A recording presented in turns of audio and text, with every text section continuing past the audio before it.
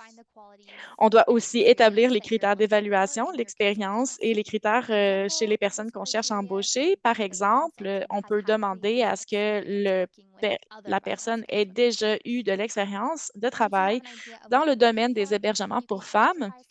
On peut ensuite identifier la liste des entreprises participantes et envoyer l'appel d'offres.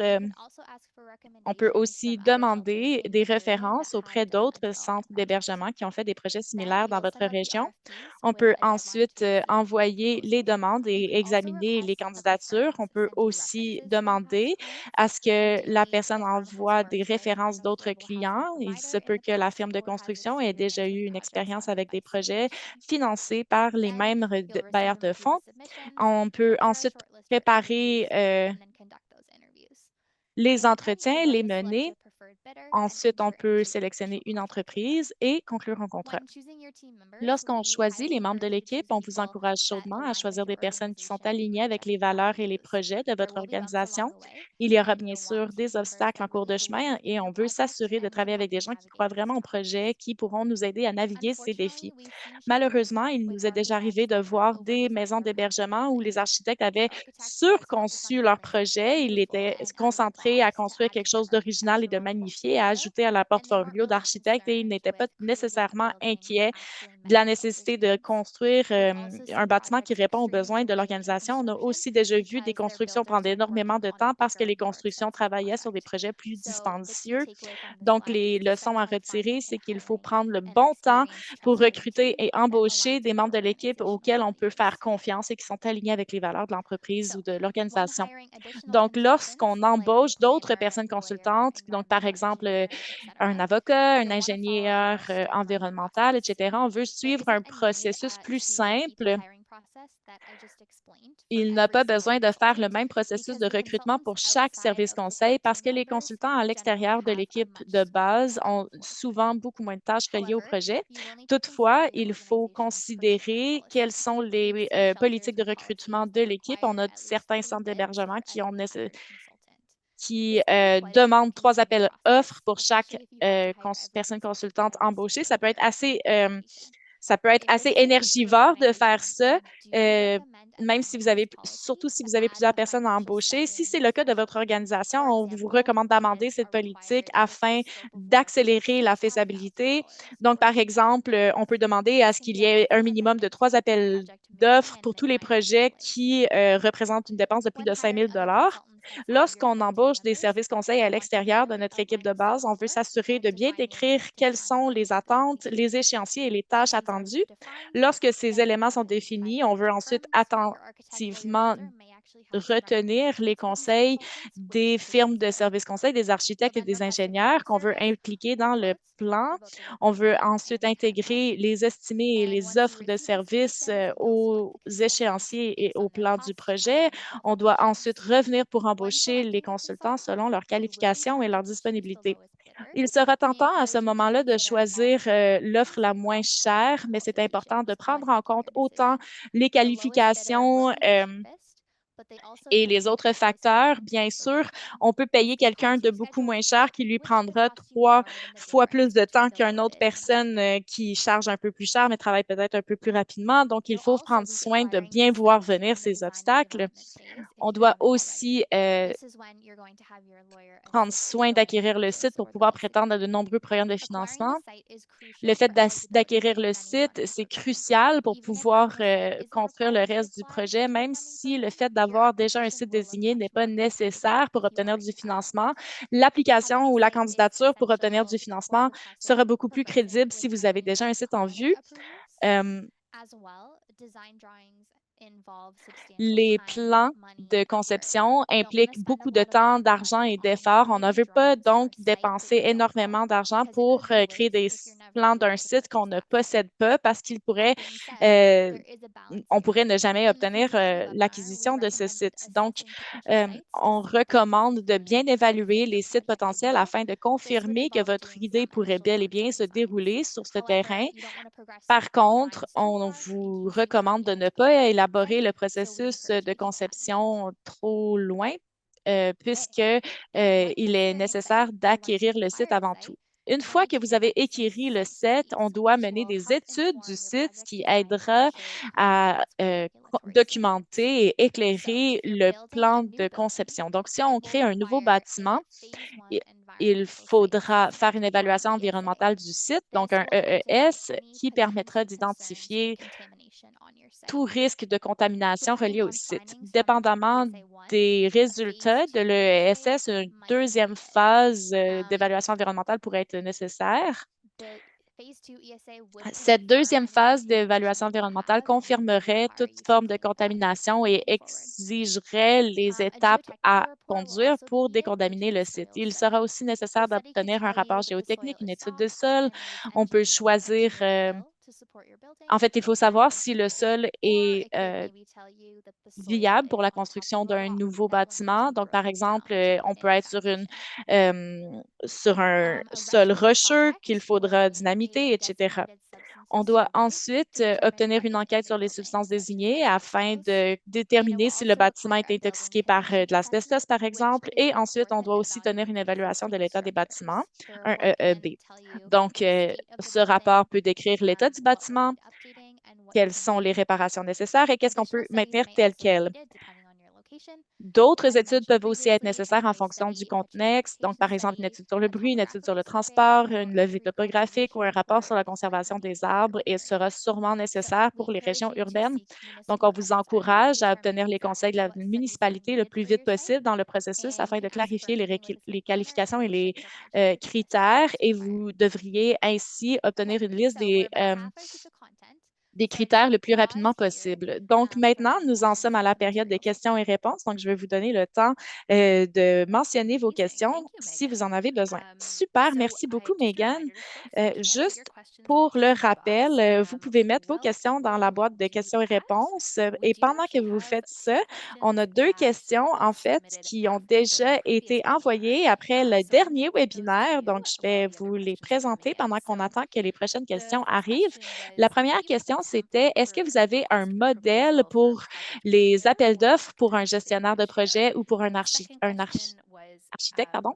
Et la deuxième question, c'est comment est-ce qu'on peut accéder à des rencontres en personne avec vous et Kayla, comme il a été mentionné au dernier webinaire. Super, merci beaucoup, Lia, pour les appels d'offres. Nous avons des modèles pour les gestionnaires de projets et les architectes sur lesquels on travaille en ce moment. On espère pouvoir les partager dans notre site web dans la section des ressources sous peu.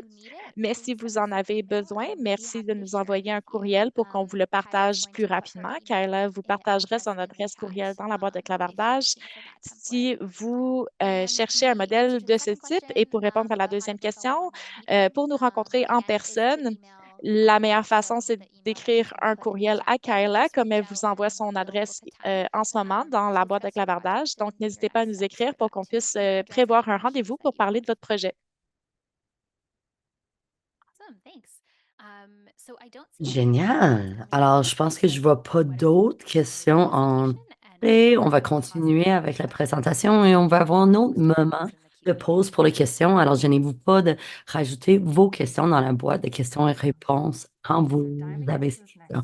Alors, on va commencer la prochaine section. On va vraiment parler des dessins de conception et qu'est-ce qu'on fait un peu au niveau de financement et avec le sondage qu'on a fait au début, le monde veut savoir c'est quoi les éléments de financement. Alors, toute cette idée de conception du bâtiment, c'est une grosse étape. Alors, ça passe dans les différentes phases. On utilise les différents schémas.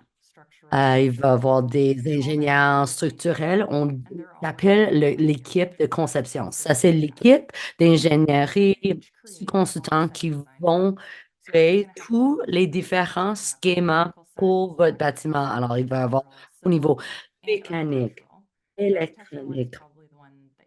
L'architecture, ça reste l'un que vous allez porter plus attention ou rapprocher plus. Si c'est un bâtiment un peu plus petit, peut-être vous n'allez pas besoin de faire l'évaluation et l'ingénieur structurel.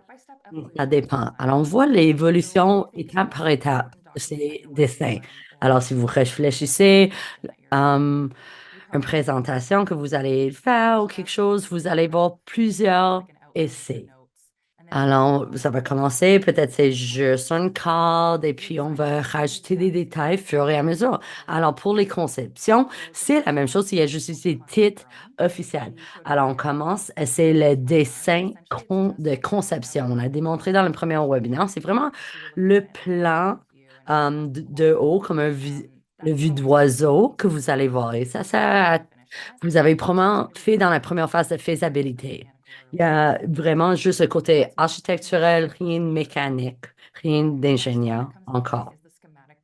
Et puis, il y a le dessin de conception schématique. Alors, ça, c'est vraiment quand on va voir les cadres des corridors, les chambres. C'est toujours une conception de base, mais vous allez voir la structure du bâtiment qui va être créé. Puis on parle des dessins pour les permis. Ça, c'est vraiment les dessins qui vont nous aider à suivre les règlements municipaux pour les différents codes des bâtiments. Puis on parle des dessins pour des appels d'offres. Et ces plans, on continue les derniers plans, c'est vraiment pour la construction. Alors, ça fait tous les éléments à l'intérieur du bâtiment pour que les constructeurs savent où placer vos éléments dans votre bâtiment. Peut-être qu'il va y avoir différentes terminologies. On parle des plans de 33, 66 ou 90%. C'est vraiment la progression de ces différents plans qui vont de plus en plus détaillés. On va aller en profondeur plus tard. Quand vous voyez ces plans deviennent de plus en plus détaillés, ça vous aide à faire l'évaluation des coûts. Alors, avant qu'on commence ces plans, c'est vraiment difficile de savoir c'est quoi le coût de ce projet. On a juste un rectangle sur une carte. Ça, c'est le dessin de base. Alors, ça, c'est pourquoi on parlait d'un programme architecturel pour essayer de vraiment faire l'hypothèse de c'est quoi les pieds carrés de votre bâtiment. Et puis, ça, c'est le premier estimé des coûts pour le bâtiment. Est-ce que ça serait 5 millions, 20 millions?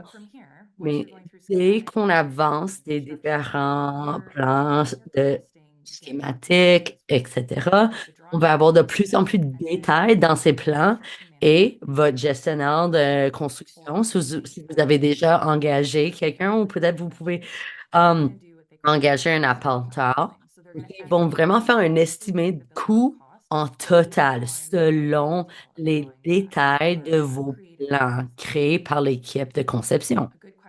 Une bonne question que vous aimeriez peut-être poser en ce moment. Comment est-ce que l'équipe de conception vont savoir qu'est-ce qu'il faut rajouter à ces plans au fur et à mesure? Alors, c'est normalement spécifié avec la taille de vos corridors, c'est quoi les escaliers, les fenêtres dans cette chambre, mais beaucoup de ces éléments vont venir de vous, le client. Alors, ce que on a dit, il faut avoir une vision très claire et cela va aider à guider les plans, de continuer à rajouter des différents commentaires. On ne peut pas juste donner une feuille de papier, une réunion des buts et puis ils vont travailler là-dessus pour toute l'année.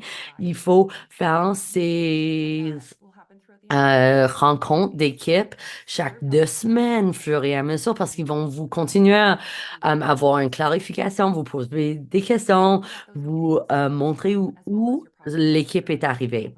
Alors, comme un gestionnaire de projet, vous allez faire le suivi, aussi le gestionnaire de construction. Ça va être toutes ces personnes autour de la table pour essayer de parler des différentes solutions, différents problèmes. Des fois, l'ingénieur pourrait être à des réunions plus techniques, mais ils vont probablement avoir leur propre réunion juste avec l'équipe d'architecture. Alors, souvent, on ne voit pas l'équipe d'ingénieurs. En continuant la conception de ce bâtiment, tous vos plans, la progression, on veut recevoir les commentaires. Alors, les détails augmentent de ces plans. Et maintenant, sur le côté droit, vous voyez une unité. Peut-être c'est même la compréhension de cette plan, c'est difficile. Mais, au fur et à mesure, on va mieux comprendre qu'est-ce que ça veut dire? Alors, d'avoir une rencontre avec l'architecture, juste vous mieux l'expliquer. Aussi, le gestionnaire de projet pourrait faire ça si l'architecte n'a pas suffisamment de temps. Alors, juste regarder pour 3 heures, passer à travers chaque salle ou chambre dans le bâtiment pour être capable de donner vos commentaires critiques sur ces plans. On veut le faire plutôt dans ce moment schématique et aussi les plans de construction. Je pense qu'il faut impliquer deux différents types. Un qui va faire rouler vos programmes. Alors, ils vont savoir si une salle a besoin de plusieurs portes, auquel bureau devrait être à côté l'un de l'autre. Est-ce que les salles communautaires sont là? Est-ce que les chambres ou à coucher sont assez larges? On veut recevoir leurs commentaires. Alors, ça, c'est le personnel. Et puis, on a besoin de tout le côté plus mécanique. Si on parle des chauffe d'eau, système de chauffage, etc., ou les ventilations. Et peut-être il y avait un système, on parlait vraiment en particulier de HVAC et peut-être il faut pas utiliser ce système parce que dans mes projets antécédents, on l'a utilisé, ça a vraiment pas bien fonctionné. Alors, ça a donné beaucoup de valeur d'avoir ces personnes avec cette expérience dans la salle. Parce que si on dépense 5 à 10 millions dans notre bâtiment et votre personnel arrive la première journée de l'ouverture du bâtiment. Et puis, pourquoi est-ce que vous l'avez mis ça là? Pourquoi son emplacement est là? C'est parce que vous n'avez pas reçu leurs commentaires. Alors, si vous attendez plus tard et on est presque arrivé à 99%, et puis quelqu'un est comme, on aimerait peut-être déplacer ce mur et peut-être ça serait trop de temps dans le processus de faire ces changements. Mais ça semble simple en regardant les plans. C'est comme non, il faut juste le bouger, le garde-robe ou XY. Mais certaines murs, ils ont peut-être l'électrique, les éléments de plomberie, peut-être c'est un mur qui est important aux structures. Alors, puis, c'est pas juste de changer l'architecture, mais ils font impliquer tous ces ingénieurs, tous ces côtés mécaniciens. Alors, chaque fois qu'on leur propose,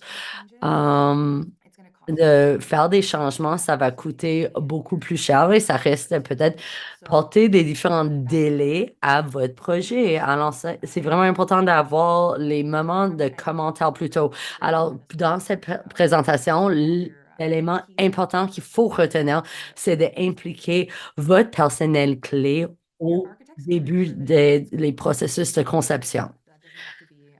Alors, on n'a pas besoin d'ouvrir les questions parce qu'on s'engage cette personne pour la conception, mais il faut quand même leur parler des exigences municipales d'accessibilité ou efficacité énergétique, etc. Il faut leur laisser savoir dès que possible parce que ça va changer les conceptions, surtout sur les conceptions mécaniques. Vous allez aussi être obligé de faire la balance des éléments budgétaires et de conception parce que tout le monde veut les balcons dans chaque local ou chaque unité de logement. Mais peut-être vous ne pouvez pas parce que ça coûte très cher. Alors peut-être vous avez un balcon par niveau. Alors, ils sont pas obligés d'aller dehors. Elle peut aller prendre une cigarette sur le balcon, mais un balcon partagé dans le pyjama ou quelque chose, mais pas dehors. Alors, ça, c'est des questions qu'il faut garder en tête quand l'architecte va vous poser des questions dans vos réunions. Et c'est aussi de poser la question, oui, on veut le balcon. Et c'est quoi l'implication, c'est quoi le coût? Et on vous dit, oui, on veut un balcon sur chaque unité. Et puis, question qui suit, c'est quoi le coût d'avoir un balcon dans chaque unité comparé à un balcon sur chaque étage versus pas de balcon? Et ça pourrait faire une différence des centaines de milliers de dollars. Alors, si vous faisiez les levées de fonds pour tout cet argent, peut-être le compromis, c'est que tout le monde va pas avoir leur propre balcon individuel. Alors, il faut poser les questions. Sentez-vous pas gêné?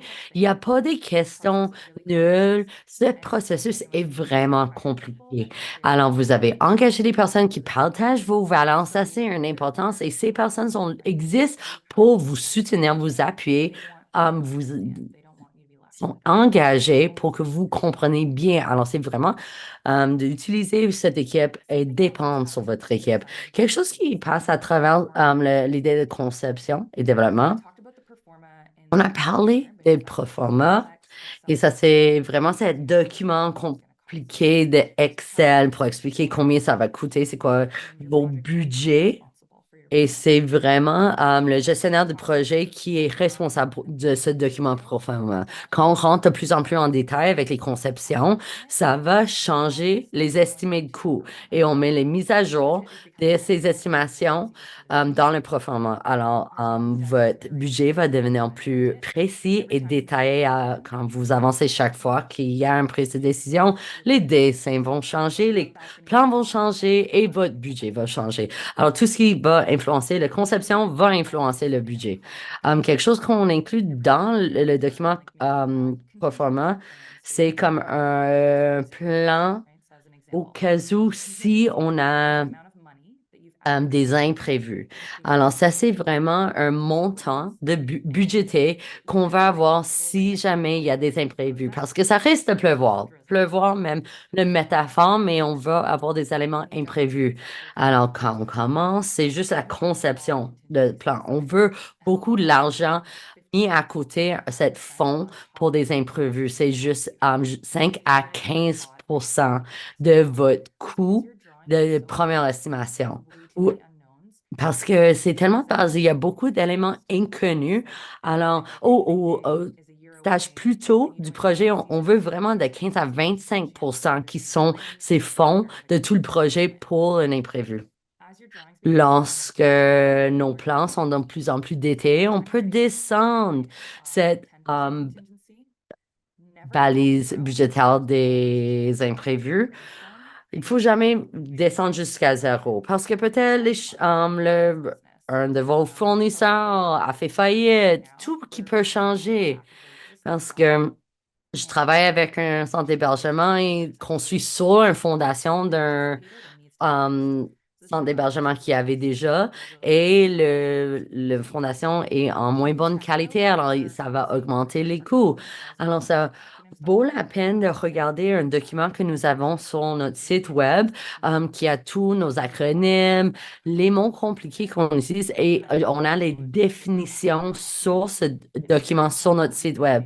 Et si vous passez à travers cette phase en ce moment, de deuxième phase ou la première phase, on peut prendre un moment de faire une rencontre avec moi et Megan. Alors maintenant, c'est sécuriser les sources de financement. Comment on va payer pour ce projet?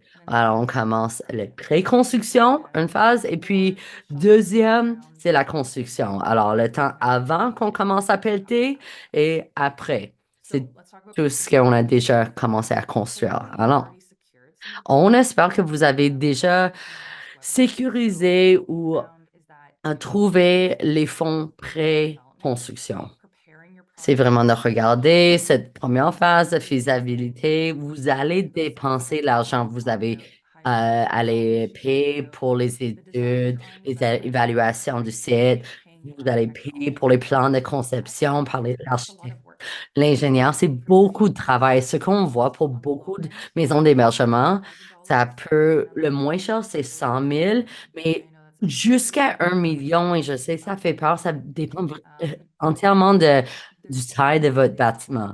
Mais ça devrait plusieurs centaines de milliers de dollars que vous allez dépenser aux deuxième phase. Alors, comment est-ce qu'on va le financer? Il faut faire les applications au gouvernement local, la ville, la province, à la Fédération canadienne des municipalités, c'est le FCM, le financement initial des bâtiments, le CHL. Il y a plusieurs opportunités ou possibilités de financement. Alors, peut-être comme en Ontario, il y a comme Enbridge Gas à Nouvelle-Écosse. Il y a d'autres. On a des corporations de développement régional. Il y a plusieurs organismes locaux qui vont vous aider de payer la pré-construction. Alors, même s'il y a un peu un programme pour le financer, c'est clair, il faut demander au gouvernement local. Alors, on va sécuriser le plus de financement possible. Alors, peut-être le FCM demande le montant complet. Alors, si c'est jusqu'à 30 000, vraiment demande le 30 000. Mais imagine si vous demandez juste le 15 000 parce que vous avez déjà mis 15 000 à côté. Non, gardez votre argent à côté de 15 000 et dépensez l'argent d'une subvention. Dépensez toujours l'argent qui appartient à quelqu'un d'autre avant la vôtre. Alors, quand vous faisiez les demandes pour les millions de dollars, on peut dire déjà, on a sécurisé ces autres financeurs, le gouvernement local, etc. Parce que après, il ne veut pas les premières, le premier organisme qui va vous financer, c'est bon d'avoir les autres avant. OK, on parle de comment on finance la construction. C'est millions de dollars jusqu'à 20 millions. Alors, où est-ce que vous trouvez ces financements? Il faut faire les demandes de subvention. On va toujours chercher l'argent qui est gratuit en premier. Alors, ça, souvent, ça vient du gouvernement, la CHL, le provincial, le gouvernement local. Souvent, vos gestionnaires de projet vont connaître si la personne a une bonne expérience, elle a déjà fait ses applications, elle connaît les subventions qui existent. J'ai aussi un document qu'on a créé. C'est un matrix de financement national pour le financement et c'est explique vraiment les programmes de SCHL et FCM. Alors, si vous trouvez ça compliqué, regardez sur notre site web, ça fait un survol des types de financement qui existent. Puis, ça vaut la peine d'explorer les partenaires. Alors, peut-être il y a des partenaires qui pourraient apporter de l'argent. Peut-être vous avez aimeriez avoir une garderie dans votre bâtiment. Peut-être eux, ils vont être capables de financer un peu. Ou peut-être il y a d'autres sources de financement et bourses que le garderie a accès que vous ne l'avez pas. Ou peut-être vous avez des partenaires qui aimeraient um, avoir un local dans votre bâtiment, alors ils pourraient payer un bail et vous aider à financer. Là, on parle des fonds propres, c'est les collecteurs de fonds, les fonds de surplus, les actifs que vous avez. Et si vous avez vraiment être propriétaire de plusieurs terrains, vous pouvez utiliser vos actifs de ces terrains et utiliser ça pour aider à financer. Vous pouvez aussi penser aux hypothèques dans le terme de financement. C'est toujours mieux d'aller voir le CHL avant parce qu'il y a les taux plus favorables d'intérêt à la fin du monde. Mais tout ça, on parle de budget opérationnel.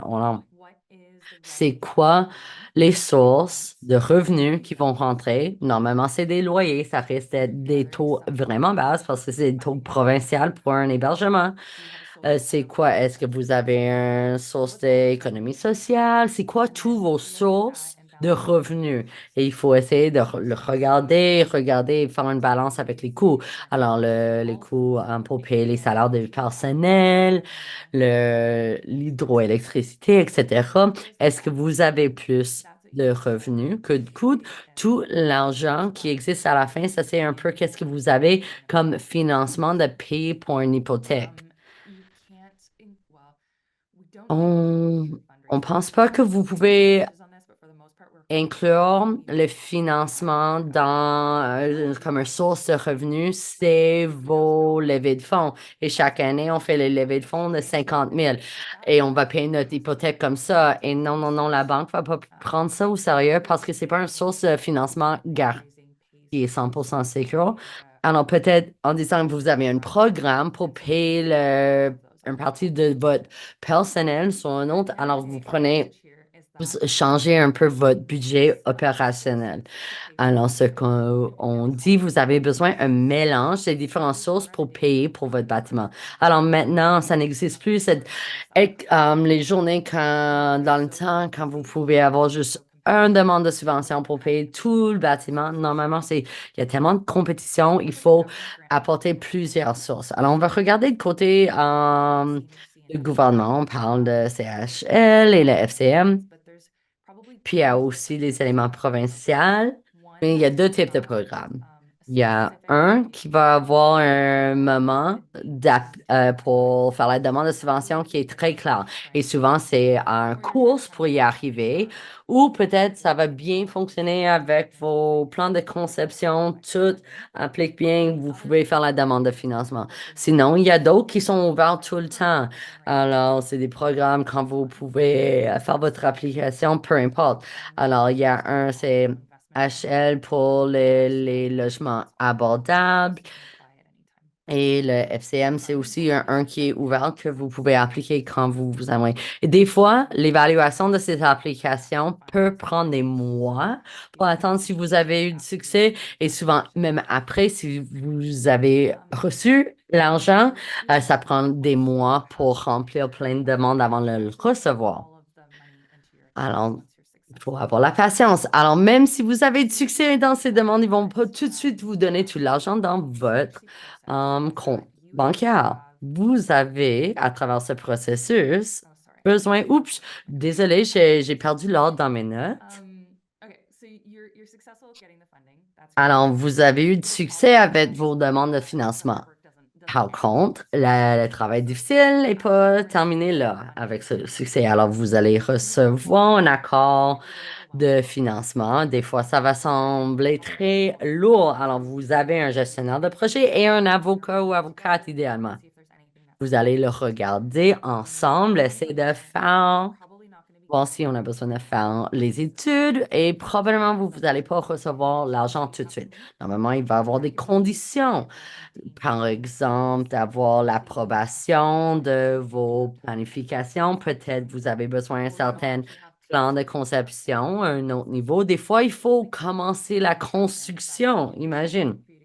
Si ça, c'est un des éléments pour recevoir, alors vous avez besoin de dépenser les centaines de milliers de dollars dans la conception et développement avant que vous recevez l'argent. Parce que même si vous l'avez reçu un million, des millions, vous ne pouvez pas le dépenser tout de suite. Et finalement, quand ils vont vous donner l'argent, ils ne vont pas vous donner tout le montant complet. Alors, peut-être vous avez eu le succès avec le CHL et que vous avez reçu 3 millions de financement, mais ils ne vont pas vous donner les 3 millions de ce qui arrive avec le SCHL, vous allez recevoir le facture et vous allez payer un appenteur. Eux, ils vont faire les évaluations et le CHL va payer le montant qui existe dans les factures ou dans les... Et puis, ils vont vous donner le montant pour les factures dans votre compte et vous payez ces factures. Alors, des fois, il faut payer tout ça dans 28 heures. C'est beaucoup de travail parce que tout le monde a coordonné dans une période de temps vraiment restreint. Alors, nous allons passer à travers ça dans plus de détails dans notre prochain webinaire et on peut vous montrer que ça a l'air de quoi dans l'échéancier. D'autres sources de financement, si on parle niveau provincial, municipal, eux, ils vont souvent avoir des paiements au fur et à mesure. Alors, quand le bâtiment est 30, complété à 30 ils vont vous donner 30 du financement et puis 60, ça continue. Alors, peu importe si c'est par facture ou étape, il faut assurer que vous avez un niveau de argent que vous pouvez dépenser parce que peut-être il faut dépenser avant que le financement est vraiment dans votre compte bancaire. Alors, il faut avoir un certain niveau d'équité. Et normalement, ça, c'est juste un exemple parce que normalement, ça, c'est vraiment une estimation des coûts parce que normalement, les chiffres sont pas aussi ronds. Alors, on parle de toute cette liste de financement. Alors, on parle de subventions de CHL. Ils ont eu le 6 millions, génial. Et ils vont apprêter une construction de leur propre fonds, 1 million, qu'ils ont fait. Ils ont aussi fait une application de subvention à FCM, ont reçu 20 000. La ville a fait un don du terrain. C'était gratuit. Ce que Megan a mentionné avant, ils ont cherché leur apporteur, ont fait l'évaluation et qu'est-ce que ça vaut? Parce qu'on ne va pas dire qu'on a reçu zéro. Non, c'était ça. Il y a une valeur, on met la valeur. Au niveau provincial, vous avez eu du succès, c'est 50 000. On a eu les dons anonymes, 100 000. Il y a plusieurs sources au niveau du gouvernement. Il y a toujours un manque.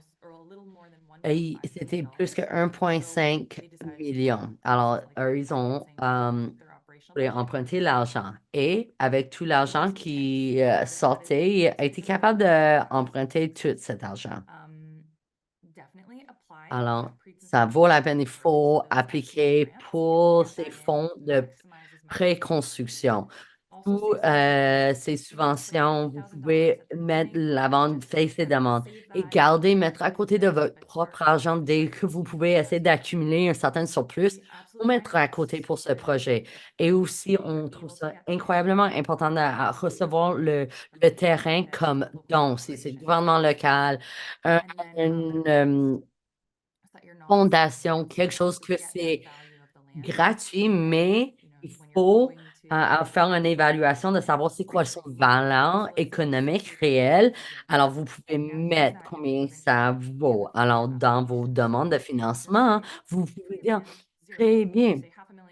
Oui, et que vous pouvez aussi donc nous apportant la ville donne la moitié d'1 million, vous pouvez aussi, même si c'était juste un don du terrain. Et quand vous avez eu un certain succès, parce que vous faites vos demandes plus tôt, vous allez pas juste aller comme dire comme: «Oh, s'il vous plaît, donnez-moi l'argent». C'est comme: «Non, non, on a un projet génial, on sauve les vies et nous avons déjà plein de différents niveaux gouvernemental et différents financeurs. Ça peut vous aider». Vous pouvez aussi faire un campagne de levée de fonds. Une grande campagne. Des fois, ils vont faire ça eux-mêmes ou engager les personnes pour leur aider. Alors, c'est vraiment d'avoir un engagement communautaire déjà, ou peut-être à la fin du projet que vous avez manqué juste un peu d'argent, alors vous essayez d'aller là-bas. Alors, on parlait de votre budget opérationnel et le financement nécessaire. Alors, si vous sentez à l'aise et mais puis par contre, vous voyez que vous avez un manque de financement, il y a une stratégie que vous pouvez faire. Vous regardez votre budget opérationnel, peut-être le rapetisser juste pour ouvrir vos portes et laisser les femmes rentrer dans l'hébergement. Peut-être vous avez un programme que vous voulez continuer parce qu'il y a tellement de sujets, mais gardez ça à l'extérieur de votre budget officiel et utilisez ce budget un peu plus étroit sans ces projets spéciaux. Alors, vous avez peut-être 1,5 million parce que vous allez continuer le conception d'événements, vous allez faire la construction et vous continuez vos campagnes de levée de fonds pendant les prochaines 18 mois. Peut-être vous allez avoir assez de succès d'avoir un 500 000 où il y a un nouvel, hem, fonds qui existe, une fondation existe et puis vous avez pas besoin d'emprunter le 1,5 million, mais juste 1 million. Alors, ça, c'est vraiment plus un élément stratégique que vous pouvez essayer si vous aimeriez mieux comprendre comment ces stratégies fonctionnent. On peut jaser, moi et Megan, avec vous plus tard. J'approche la fin, alors je vais bientôt terminer la présentation. On change de vitesse. Il y a cette idée d'engagement communautaire pendant la phase de conception et de développement. On parle avec les membres importants de vos centres, les joueurs importants. Peut-être dans les zones urbaines, vous avez plusieurs. Alors, il faut penser aux des différentes craintes de voisinage. Et puis, il y avait un projet sur lequel j'ai travaillé, c'était vraiment juste un enjeu d'arbres. On a rajouté des arbres au budget et le voisinage était content parce que le seul crainte qu'il y avait autour du projet, c'était un jeu d'arbres. Alors, il faut les écouter et voir ce que peut faire pour mitiger. Et le gestionnaire du projet, l'architecte peut aussi vous aider avec ça. On doit ensuite s'assurer que le site choisi possède le bon zonage pour votre projet. Donc, si par exemple, on vous a donné le terrain et que c'est zoné industriel, il va falloir faire un changement de zonage pour obtenir un zonage résidentiel avant de commencer la construction. Si vous avez un site donné, je vous recommande de demander à la municipalité de changer le zonage pour vous. Ça peut être plus facile et peut-être vous offriront-ils de le faire gratuitement. Donc, tentons de chercher ces ressources avant de faire les dépenses. Si vous êtes dans une région urbaine, on vous recommande d'embaucher une personne consultante en développement. Euh, c'est toujours utile d'utiliser des rencontres préalables avec les personnes consultantes de la ville. Et puis, les besoins de zonage, par exemple, quelles sont les nécessités en matière de stationnement, à quelle distance pouvez-vous construire vos unités d'un bâtiment à l'autre ou à partir de la route. Il peut aussi exister certaines restrictions sur le site en matière de zonage, stationnement, marge de recul, etc. Donc, en fait, il faut soumettre le plan du site pour obtenir l'approbation auprès des autorités locales. Votre bâtisseur et votre architecteur pourra vous assurer avant le début des travaux de se procurer un permis afin de permettre l'ensemble des étapes de développement nécessaires. Donc, voici les leçons à retenir et on veut s'assurer qu'on ait une équipe solide dont les membres partagent la même vision du projet et qui sont dédiés à cette mission. On veut s'assurer de recruter des consultants et de faire un processus de recrutement minutieux. Il faut aussi tenir compte que cette phase de développement coûte de l'argent. Donc, on suggère de préparer le conseil d'administration à prendre ces risques, à approuver les dépenses et on peut même participer à ce type de séries webinaires qui sont d'ailleurs enregistrées. Donc, c'est une option si vous voulez suivre les 3 webinaires dans votre temps libre. Donc, on veut veiller à ce qu'on embauche une équipe dès les premières étapes du projet. Leur contribution sera incroyablement précieuse et donc, on vous invite à les inviter dans l'équilibre, dans la conception dès le début. Et il faut aussi trouver un équilibre entre la conception idéale et les considérations de coût. Donc, oui, c'est important de rêver grand tout en restant réaliste. Il faut considérer donc les conséquences en matière de frais lorsqu'on prend ces décisions dans la phase de développement. Beaucoup de ces étapes se déroulent simultanément et certaines sont itératives. Donc, pendant qu'on obtient du financement, on avance les plans d'élaboration, on va chercher des soumissions, on remet notre plan budgétaire à jour. Donc, c'est une phase très active. Et ensuite, on peut disposer des fonds de réserve pour progresser vers la construction. Donc, même si on obtient du financement, souvent ces fonds initiaux s'envolent très rapidement et c'est possible de ne pas obtenir le financement à temps pour pouvoir permettre la future phase de construction. Donc, c'est toujours important d'avoir euh, des réserves de fonds pour pouvoir réagir aux imprévus en cours de route. Super, merci beaucoup, Kayla. Nous avons eu beaucoup d'informations précieuses dans votre présentation. Donc, pour le rappel, on vous invite à partager vos questions dans la boîte de questions et réponses. Donc, pour commencer, nous avons une question concernant le financement en particulier. La personne dit obtenir du financement du CMC, c'est assez difficile. On dirait que les objectifs n'arrêtent pas de se faire redéfinir. On n'arrête pas de demander plus de détails que ce qu'on a à fournir et on n'arrête pas de devoir leur envoyer des rapports pour les 20 prochaines années. Est-ce que vous pouvez donner des cours, euh, des conseils, en fait, euh, pour faciliter le processus? Oui, effectivement, c'est dommage parce que ce sont les bailleurs de fonds les plus importants. Même si leur processus est compliqué. Donc, est-ce que j'ai des conseils à vous donner? Ben, ça dépend un peu du contexte, je crois. Le fait d'avoir une bonne relation avec, par exemple, un ou une représentante locale, c'est important d'avoir des bonnes relations avec ces personnes-là. Même pour expliquer des questions très simples, si vous trouvez que cette relation n'est pas idéale, ne fonctionne pas très bien pour vous, vous pouvez bien sûr demander à quelqu'un d'autre d'en parler avec vous si vous trouvez peut-être qu'il y a un peu de confrontation dans la relation ou si vous recevez des informations contradictoires, par exemple. On peut chercher à parler à leur responsable. Ça peut être un peu malaisant de faire cette étape, mais je crois que vous pouvez bien sûr contacter Megan et moi-même pour avoir des conseils à ce sujet.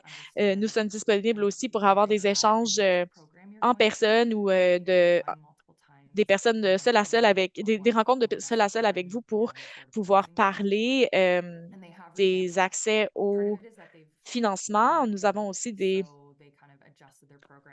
programme ajusté maintenant au niveau fédéral en matière de financement. Donc, il y a 4 ans, depuis 4 ans, en fait, ces programmes de financement fédéral ont été beaucoup bonifiés, beaucoup changés. Donc, l'été passé, il n'y avait plus de fonds. On a rajouté davantage de budget depuis l'automne. Et donc, j'espère que ça nous permettra d'augmenter les fonds disponibles. Mais Pour le conseil général, je crois que je vous conseillerais de faire attention à construire des relations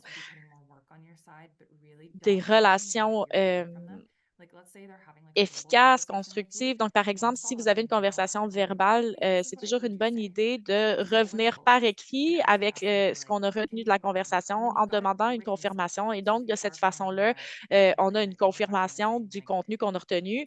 Et par exemple, si votre idée a changé une couple de fois pendant l'échange, vous pouvez revenir à la personne en lui disant, OK, ben, il y a 3 mois, vous disiez X, pourquoi maintenant il y arrive Z? Donc, c'est sûr que ça rajoute un peu de travail de suivi, mais on peut leur demander aussi à nos partenaires de faire un suivi avec nous et leur demander de participer à cet effort de reformulation et de suivi écrit de nos conversations. Donc, si vous voulez, si vous aimeriez parler davantage des détails de vos projets, n'hésitez pas à me contacter. Super, merci beaucoup, Kyla. Je voulais juste mentionner que la personne a partagé sa question de façon anonyme, donc je ne peux pas vous mettre directement en contact, mais pour la personne qui est intéressée, l'adresse courriel de Kyla est dans la boîte de clavardage, donc n'hésitez pas à la contacter. Je ne vois pas plus de questions, donc pourquoi pas ne passer à Amanda qui pourra nous parler de son expérience à travers ce type de processus et nous aurons l'occasion de poser davantage de questions aussi à la fin de la présentation. Donc, n'hésitez pas à partager vos questions dans la boîte de questions et réponses. Donc, Amanda, on vous écoute. Donc, ici Amanda Owens, je suis directrice générale à Cassandra Society. Nous sommes situés sur les pardon, trop rapide pour votre interprète. Ces territoires sont situés au nord-ouest de la Colombie-Britannique, ce qu'on appelle aussi Terrace. Je travaille avec Cassandra Society depuis 2014. Nous sommes une organisation parapluie qui travaillons avec de nombreux programmes de sécurité sociale. Nous en sommes à quelques semaines de terminer notre projet d'hébergement abordable, ainsi qu'un nouveau projet complété en 2019 de 59 unités. Nous sommes maintenant en phase de conception d'une unité d'un bâtiment de logement pour les personnes à revenus différenciés. C'est important lorsqu'on embauche des membres de l'équipe de comprendre les protocoles, les critères et les règles de votre province et quels sont les critères de vos bailleurs de fonds pour déterminer les critères de faisabilité. Il est important de choisir une équipe qui est alignée avec les valeurs de votre organisation. Il est important aussi d'en discuter avec votre gestionnaire de projet ou votre architecte concernant une incidence sur le résultat de votre sélection. Nous avons eu quelques expériences où un membre ne s'intégrait pas vraiment à notre équipe. Ça peut entraîner des problèmes, des conflits en cours de route. Il est important de prêter attention aux détails lors de la phase de conception et de s'assurer que vous demandez tout ce que vous voulez. Donc, la grande idée, le grand rêve. Pensez à la fonction de chaque espace et à la façon dont vous l'utiliserez sur le plan opérationnel, ainsi qu'à ce que les partenaires extérieurs pourraient vouloir ou avoir besoin lorsqu'ils viennent dans votre espace. Des agences telles que la GRC, l'autorité sanitaire ou le MCFD ont-elles besoin d'un espace privé séparé ou existe-t-il des espaces communs et flexibles qui peuvent être utilisés? Combien de personnes travaillent dans le bâtiment ou dans les bureaux? Donc, on peut les impliquer dès le départ pour comprendre quels sont leurs besoins.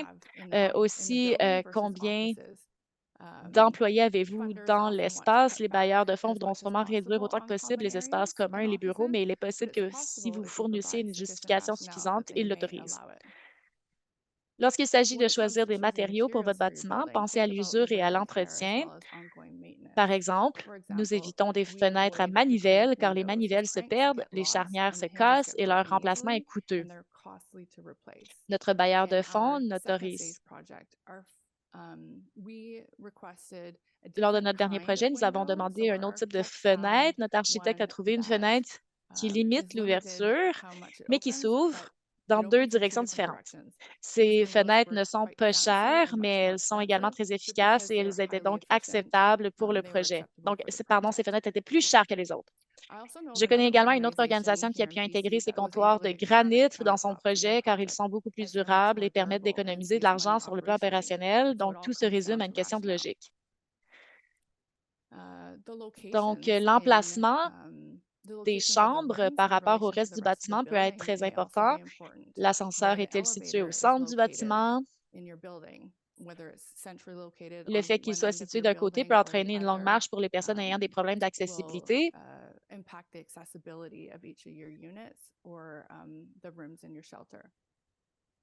Où se trouvent les espaces communs? Avez-vous besoin de cuisinettes et de toilettes dans ces espaces? Combien de locaux de conciergerie avez-vous et où sont-ils situés? Dans l'un de nos immeubles, qui n'a pas été conçu par nous puisqu'il appartenait à notre bailleur de fonds, on a oublié les locaux de conciergerie avec des éviers à franges dans un immeuble de 3 étages sans ascenseur. Donc, c'est important de tenir compte de ces détails. Est-ce que vous voulez une buanderie dans l'appartement ou une buanderie commune? Est-ce qu'il s'agira d'une buanderie payante ou gratuite? Donc, plusieurs détails à réfléchir à l'avance. Le système mécanique est également important. On vit dans les territoires du Nord et traditionnellement, nos bailleurs de fonds refusaient d'installer un système de refroidissement, mais maintenant, avec les vagues de chaleur, on a de nouveaux enjeux et donc on doit ajouter des services de ventilation ou de refroidissement. L'aménagement paysager est également important lorsqu'il s'agit de maintenir la propriété à long terme. Quelle quantité de désherbage sera nécessaire? Quel type d'arbres sont suggérés? Quelle quantité de feuilles tombera? Quelles devraient être ratissées, etc. Avez-vous besoin d'intimité sur certains côtés du bâtiment et par ses conséquents, des arbustes, pardon, seraient peut-être mieux adaptés? Et c'est aussi important aussi de faire le tour à pied du bâtiment souvent pendant la phase de développement. Ça donnera une meilleure idée de qu'est-ce qui va marcher sur le plan d'efficacité et d'identifier des éléments à possiblement modifier, même si ça n'impacte pas nécessairement la conception ou le coût. C'est important de donner son opinion et son implication dès le début du projet parce que si ça n'a pas été fait adéquatement, toutes les modifications post-construction seront beaucoup plus onéreuses. Donc, voici certaines des considérations sur lesquelles on se concentre lorsqu'on entre dans la phase de conception.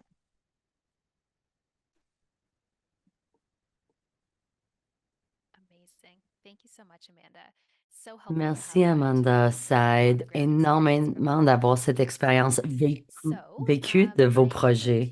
Alors maintenant, je vais passer le micro à Kyla de faire quelques dernières étapes de questions. On va terminer les dernières diapos et puis il va y avoir un moment de questions-réponses. Alors ça fait une série de webinaires de 3 étapes. Le dernier webinaire, c'est en 2 semaines. Alors, c'est le 13 juin à 1 heure jusqu'à 2h30, l'heure de l'Est. Et on va vraiment expliquer c'est quoi les dernières phases. Et tout est enregistré si vous aimez voir ce que vous avez manqué ou reparler sur votre, comme mentionné, à travers le processus. On parle des différentes ressources qu'on est en train de créer. Et j'ai partagé un lien avec vous dans le clavartage, mais vous pouvez aller sur notre site web d'apprendre davantage. Et si vous voyez des outils qui manquent, ou peut-être vous ou d'autres à maison d'hébergement, aimerait avoir du soutien, on est là pour recevoir vos commentaires. Nous avons aussi un liste d'envoi, un de diffusion. Alors, si vous aimez apprendre plus de tous les enjeux de développement, savoir c'est quoi les différentes opportunités, c'est où sont les ressources qu'on a créées, ou les nouvelles opportunités de financement, etc., vous pouvez vous en mettre sur notre liste de diffusion. Et c'est ça, incroyable. Merci beaucoup. Alors, pour commencer les questions, on a une première question qui est vraiment, est-ce qu'il y a un cadre pour faire ce début de travail qu'on utilise pour un point de départ? Et non, nous n'avons pas créé un outil pour cela jusqu'à date. Peut-être il existe quelque chose en ligne parce que c'est vrai qu'on passe pas à travers tous les éléments. Alors, si vous êtes vraiment dans la première phase de faisabilité, que vous avez un plan de travail qui détaille tous les types de travaux qu'il faut faire. Alors, vous pouvez regarder dans nos diapos quand on faisait le liste des actions qui vont dérouler. C'est vraiment dans cette diapo, dans une boîte à l'intérieur, qui fait un survol de toutes les actions nécessaires.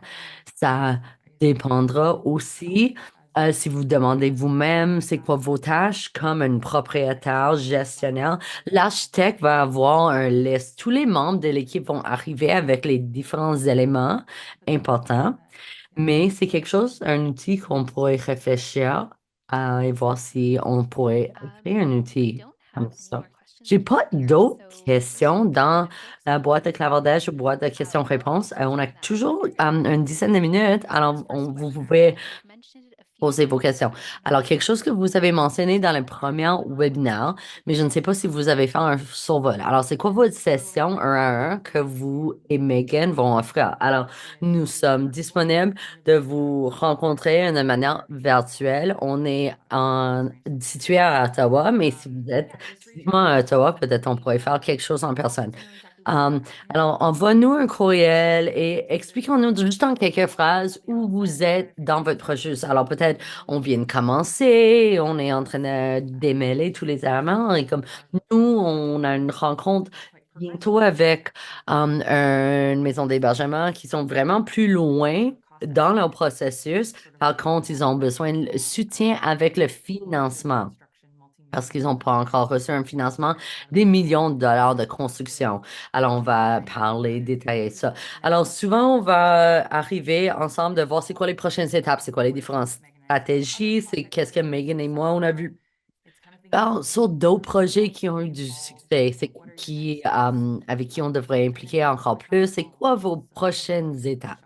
Et on fait toujours des rencontres de suivi dans 3 à 6 mois ou même 1 an plus tard et on peut vous offrir du soutien additionnel en ces moments. Merci. Je ne sais pas, je vois pas d'autres questions. Alors, je vais juste mettre un petit sondage pour les commentaires. Alors, si vous aimeriez donner vos commentaires sur notre webinaire, vous pouvez remplir le sondage. Avant qu'on ferme, parce qu'on a quelques minutes qui restent, est-ce qu'il y a des éléments que vous ne pouvez pas rentrer dans le webinaire, que vous aimeriez rajouter, vous aimeriez aller en profondeur, etc., parce qu'on va partager tous ces ressources et l'enregistrement bientôt. Comme Megan a dit, je pense que chacune de ces présentations sont tellement énormes, lourdes en information. Je pense que j'ai dépassé mon temps parce que j'essaie de parler plus lentement. Par contre, j'ai rien à rajouter. Megan? Non, moi non plus. Il y a tellement de détails. On espère que ça, c'est utile pour vous. On a hâte de recevoir vos commentaires parce qu'on veut être capable de recadrer ces webinaires selon vos besoins. Et merci. Alors, comment je sens que c'est un processus qui est énorme, ça déborde, des fois c'est épuisant.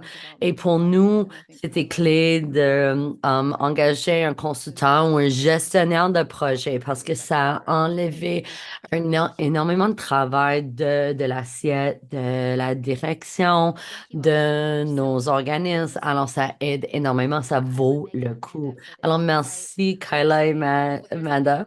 Et on voit une question. Dès qu'on commence la conclusion, on voit une question. Alors, comment est-ce que quelqu'un trouve un consultant ou en développement? Et je vais répondre rapidement et Amanda peut donner ça un exemple concret. Oui, en cherchant sur Google, par contre, nous avons une liste à interne ça dépend où vous êtes situé parce que ça vaut la peine d'avoir quelqu'un local parce qu'ils vont mieux connaître vos programmes de financement local, provincial.